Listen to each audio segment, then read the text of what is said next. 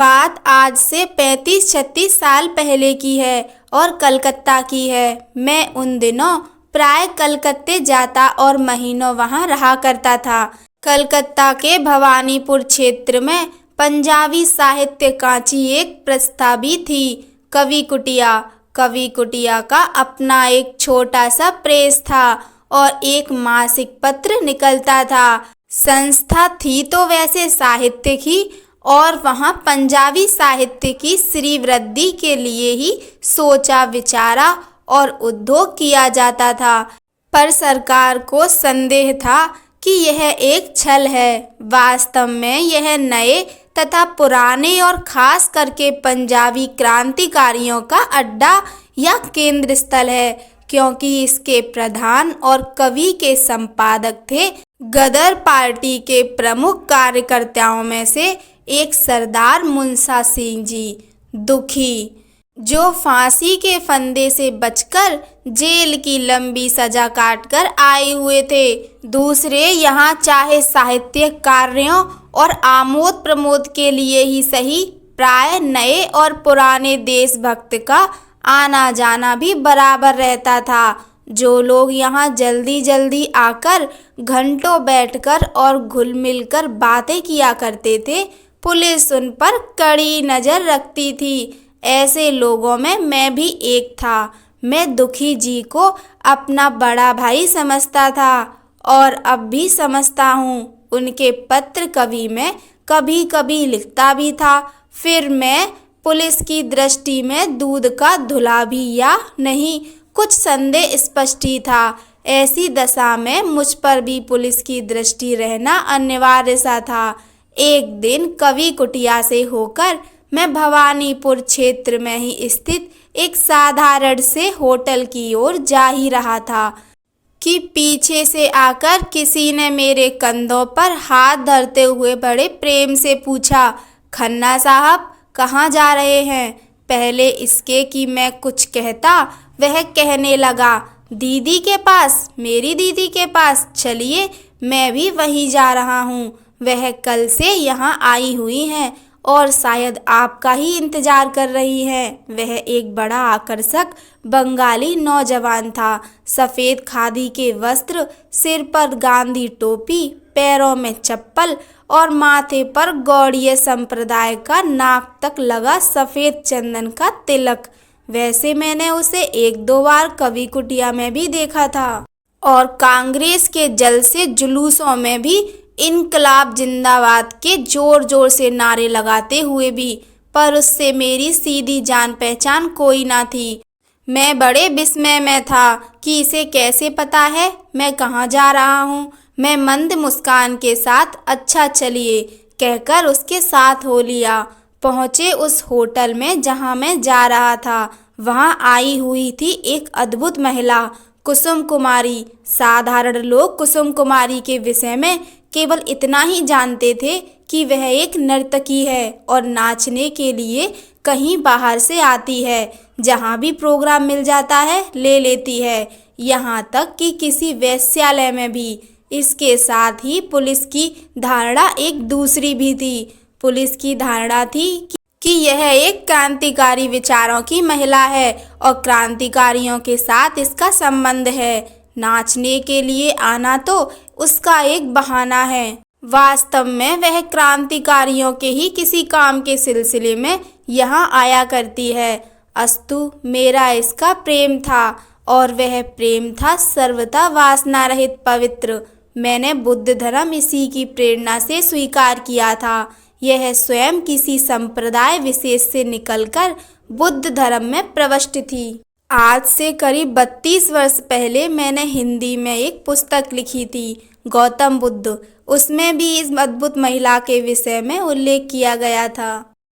जाते ही उसने कहा, दीदी, ओ दीदी, देख मैं आज किसे साथ लाया हूँ। यही है ना जिनकी तुम आज प्रतीक्षा कर रही थी। ये कवि कुटिया में भी जाते हैं और कांग्रेस के जलसे जुलूसों में भी।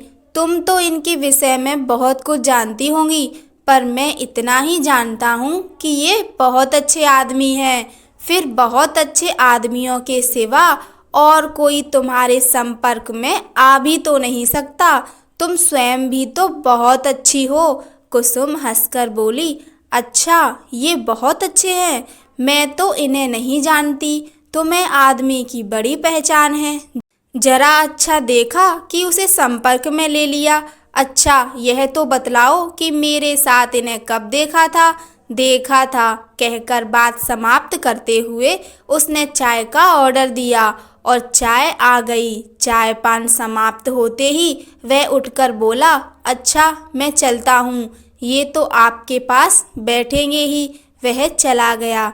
कुसुम एक खास अनुमान से मुस्कुराती हुई बोली, ये आपको कहाँ से पकड़ लाए? मैंने कहा, आपके पास आने को। वह बोली, इसकी बातों से तथा इसके कुछ कार्यकलापों से तो यह बहुत अच्छा नौजवान लगता है, काम का प्रतीत होता है। यह तो आप जानते ही हैं, किसी पर अंधश्रद्धा रखने की मेरी आदत ही नहीं है, फिर भी कुछ रखती जरूर हूँ।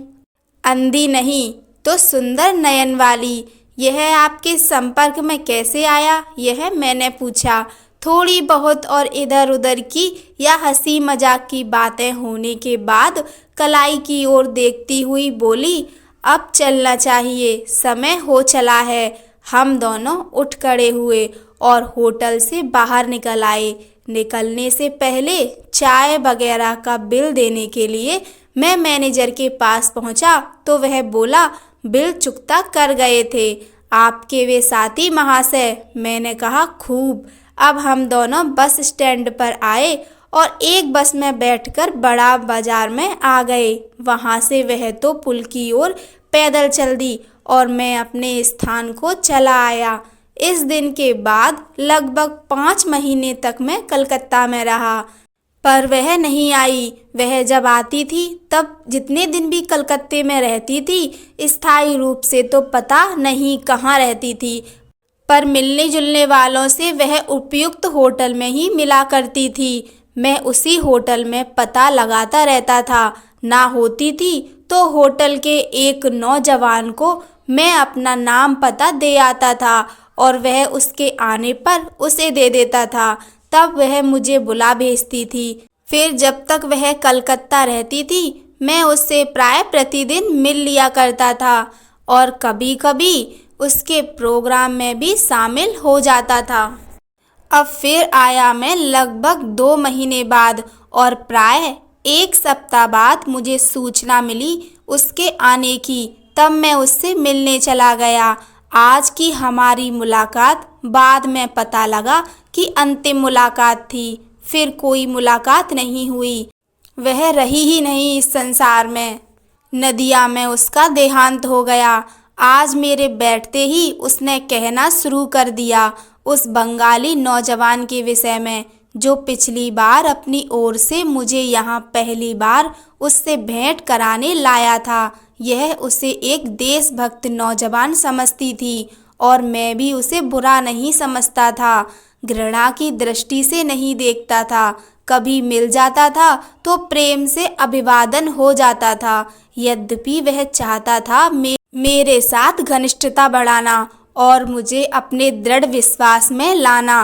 वह बोली, खन्ना साहब, मैं बड़ी भावुक हूँ, भोली हूँ, मासूम हूँ, या यूँ कहिए खतरनाक हूँ। उन लोगों के लिए जो सहसा किसी पर विश्वास नहीं कर लेते, किसी को अपने संपर्क में नहीं ले लेते, पर मैंने ले लिया उस नौजवान को अपने विश्वास में, अपने संपर्क में, जो पिछली बार आपको मेरे पास लाया था। फलतः डरती हूँ मेरे कारण देश की कोई हानि ना हो गई हो। आप सुनकर हैरान होंगे कि वह नौजवान ना कांग्रेसी था ना क्रांतिकारी। वह तो पुलिस का एक वेतनभोगी मुखबिर था, जो हमसे विश्वास पैदा करके हमारे संपर्क में आया हुआ था। किसी ने उसके बारे में इस बात को नहीं जाना। उसने खुद ही मरते मरते मुझे बतलाया था। संयोग से मैं उन दिनों कलकत्ता आई हुई थी। मेरे कई ठिकानों का उसे पता था। एक दिन मैं हंसपोर लेन के एक ठिकाने पर टिकी हुई थी कि 10-12 वर्ष का एक लड़का मेरे पास आया। उसकी आंखें डबडबाई हुई थी। रूंधे हुए कंठ से बोला, हवलदार बाबू आपको याद करते हैं। मैं जानती थी उसका नाम मनोरंजन हवलदार है और एक दो बार इस लड़के को भी उसके साथ देखा था। मैं होली उसके पीछे पीछे। लड़का मुझे एक घर में ले गया। वहाँ हवलदार चारपाई पर लेट रहा था। मुझे देखते ही वह ज्यों ही मेरे पैर छूने को चारपाई से उतरा कि बेहोश होकर गिर पड़ा। घर वालों ने उसे संभाला और फिर चारपाई पर लेटा दिया। होश आने पर उसने फिर उठने का प्रयत्न किया, पर मैंने दौड़कर उसे कंधों से पकड़ लिया और कहा, बैठे रहिए, लेटे रहिए भाई साहब, मैं आ गई हूँ। कहिए कैसी तबीयत है, क्या बात है? उसने घर वालों से कहा, आप सब जरा दूसरे कमरे में चले जाइए। चले गए तो वह आंखों से अश्रुपात करता हुआ रूंधे कंठ से बोला, दीदी मैं बड़ा अपराधी हूँ, बहुत पापी हूँ, बड़ा विश्वासघातक हूँ। मैंने वर्षों आप लोगों को धोखा दिया है, देशवासियों से गद्दारी की है। मैं न कांग्रेसी हूँ न क्रांतिकारी, मैं तो पुलिस का वेतनभोगी एक मुखबिर हूँ। मैं मर रहा हूँ और मेरे पाप मेरे सामने कांप रहे हैं। भयंकर रूप से ये नाच रहे हैं। ना जाने मुझे किस नरक में जाना होगा। अवश्य ही मुझे अनेक यातनाएं मिलेगी। भगवान मुझे कभी क्षमा नहीं करेंगे, पर तुम तो क्षमा कर दो। तुम्हारे क्षमादान से मुझे पर्याप्त सांत्वना मिलेगी। मैंने उसके सिर पर हाथ धरते हुए कहा, यदि मेरे माफ़ कर देने से आपको कुछ सांत्वना मिल सकती है तो मैं आपको हृदय से क्षमा करती हूँ। वह संतोष की सांस लेता हुआ बोला, दीदी मैंने जीवन भर कोई नेक काम नहीं किया है। आज एक काम कर जाने का विचार है। आपको चेतावनी देता हूँ कि आप बालीगंज वाले तारा सिंह से सावधान हो जाइए। वह भी मेरे जैसा ही और मुझसे भी पुराना पापी है। कहते कहते उसने दम तोड़ दिया। मैं उसके इस हृदय परिवर्तन को यद्यपि चाहती हूँ कि वह इससे बहुत पहले हो जाता, फिर भी उपयोगी और प्रशंसनीय ही समझती हूँ। ठीक ही तो है, मनुष्य कभी भी अपनी भूल स्वीकार कर ले, कभी भी अपने किए कुकर्मों पर पश्चाताप कर ले तो अभिनंदनीय ही है, कल्याणकारी ही है। इससे उसका अपना शेष जीवन तो चाहे कुछ क्षणों का ही मेहमान क्यों ना हो, शुद्ध और पवित्र हो ही जाता है। साथ ही वह दूसरों के लिए भी प्रकाश का काम भी दे जाता है। दूसरे भी इससे सबक सीख सकते हैं, शिक्षा प्राप्त कर सकते हैं। कहानी सुनने के लिए आप सभी का धन्यवाद। जय श्री राम।